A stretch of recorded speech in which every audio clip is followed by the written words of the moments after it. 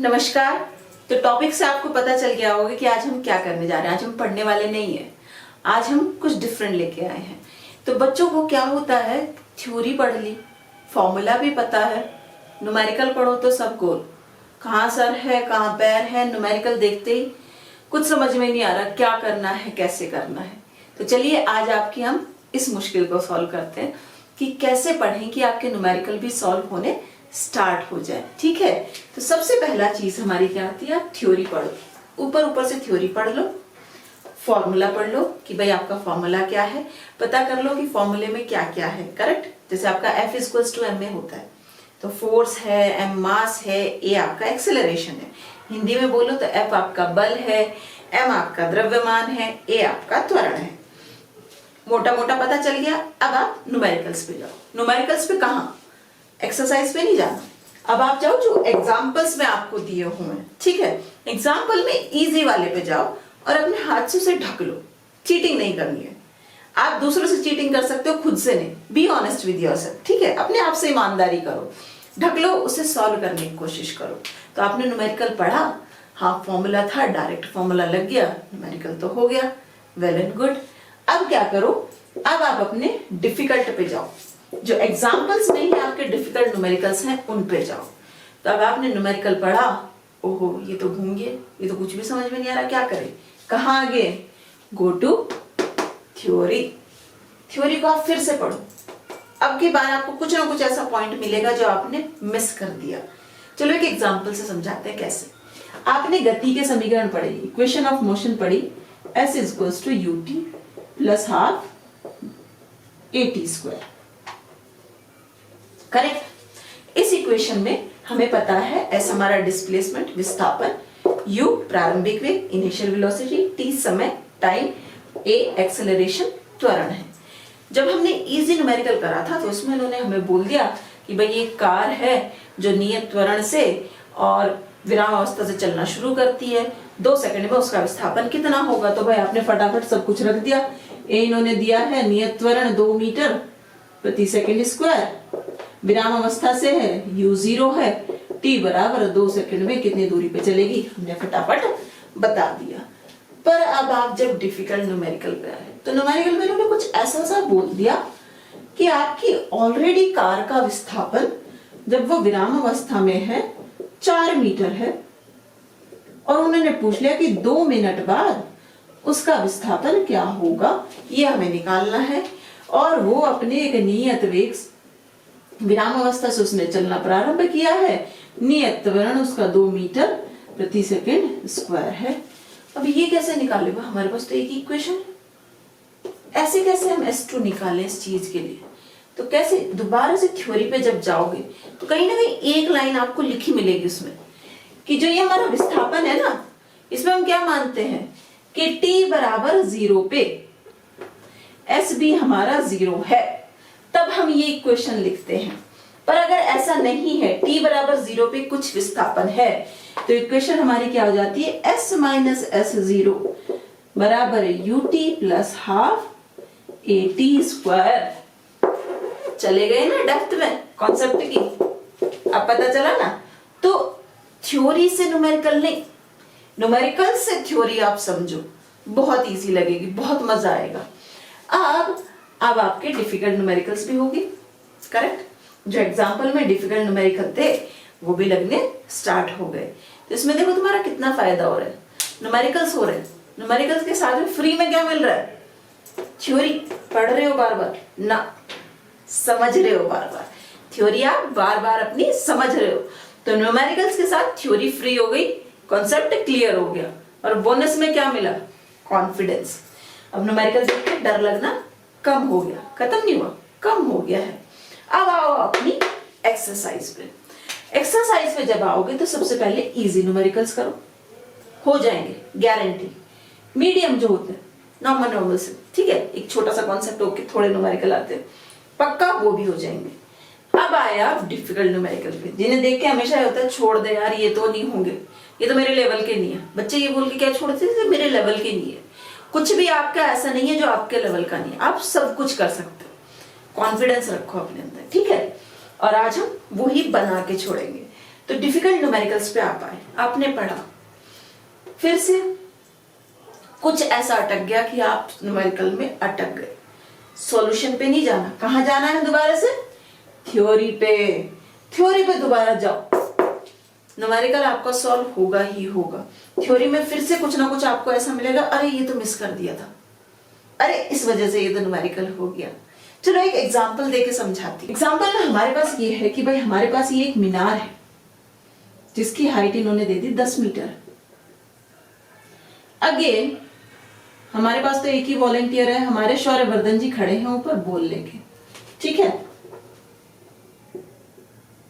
अब इन्होंने बॉल नीचे फेंक दी, तो इन्होंने पूछा कि बॉल हमारे कितने समय बाद नीचे आके टकराएगी, और इन्होंने कहा कि त्वरण क्या है हमारा जी 10 मीटर प्रति सेकंड स्क्वायर। तो आपने लिखा, फॉर्मूला आपको पता है, h बराबर U T plus half G T square, विराम अवस्था से डाल रहा है, आपको पता है u 0 है, h बराबर half G T square. Solve कर दिया, ठीक है, सॉल्व तो कर दिया, पर इसमें ना आपके आंसर में कुछ गड़बड़ सी आ रही है, वे भी करेक्ट आंसर नहीं आ रहा। क्यों? दोबारा से देखो आप, फिर से आप गए अपनी थ्योरी पे, तो अब आपकी बार क्या पता चला, ओहो इसमें तो साइन भी देखने होते हैं, ऊपर को जब जा रहा होता है, ऊपर को जब फेंक रहे होते हैं सब कुछ आपका, तो मेजरमेंट आपका h u v सब पॉजिटिव होता है, नीचे को जब फेंक रहे होते हैं h u v सब आपका नेगेटिव होता है। ओहो क्लिक हो गया, नीचे को फेंक रहे हैं, आपने सब कुछ धड़ाधड़ नेगेटिव रखा, आंसर करेक्ट आ गया। अब इसके बी पार्ट में इन्होंने बोल दिया कि ये बॉल नीचे को नहीं फेंक रहा, ये तो बॉल ऊपर को फेंक रहा, और ये बताओ कि कितनी समय में वो अपनी अधिकतम ऊंचाई पे पहुंचेगा। तो सबसे पहले आपको बताना है कि कितने समय में वो अधिकतम ऊंचाई पे पहुंचेगा। थ्योरी आप एक बार और पढ़ चुके हो, वहां से आपको एक और चीज क्लियर हो गई आपके माइंड में कि भाई हाँ, अधिकतम ऊंचाई पे पहुंच के v हमारा 0 हो जाता है, तो हमें समय निकालना है।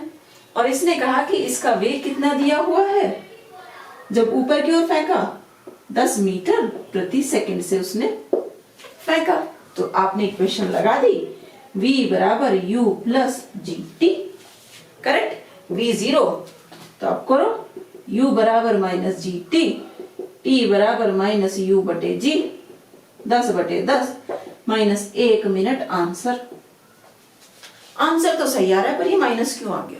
समय तो हमारी अदिश राशि, आंसर फिर से मैच नहीं हो रहा। अब क्या करें भाई, फिर से पढ़ो। तो आपने जल्दबाजी में क्या सोच लिया कि जब आप ऊपर की तरफ को फेंक रहे हो तो सब कुछ पॉजिटिव, नीचे की तरफ को फेंक रहे हैं तो सब कुछ नेगेटिव।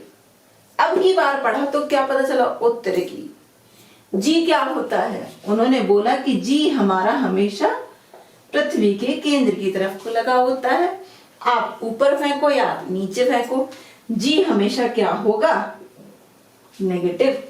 अब रख दो यहाँ positive positive positive positive, answer correct हो गया।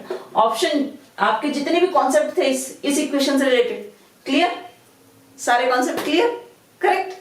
तो ऐसे करना है, आपको न्यूमेरिकल आपका कॉन्सेप्ट समझाएगा। ये कोशिश मत करो कि मैंने सारा पढ़ लिया तो न्यूमेरिकल सॉल्व हो जाएंगे। जब भी न्यूमेरिकल में जहां भी अटको, अपने कॉन्सेप्ट पे वापस जाओ, थ्योरी पे वापस जाओ, कुछ ना कुछ नया मिलेगा जो न्यूमेरिकल से रिलेटेड होगा, और आपको समझ आएगा ओहो यहाँ गलती करी थी। अब कुछ बच्चे बोलेंगे कि मैडम इतने घंटों लगाएंगे ना करने में, तो हमारा रिवीजन तो होने का नहीं, एंड तक सिलेबस पूरा हो जाए वही बहुत है। तो बच्चों मेहनत तो करनी पड़ेगी, बिना मेहनत के कुछ नहीं मिलता। आपका hard work is the key of success.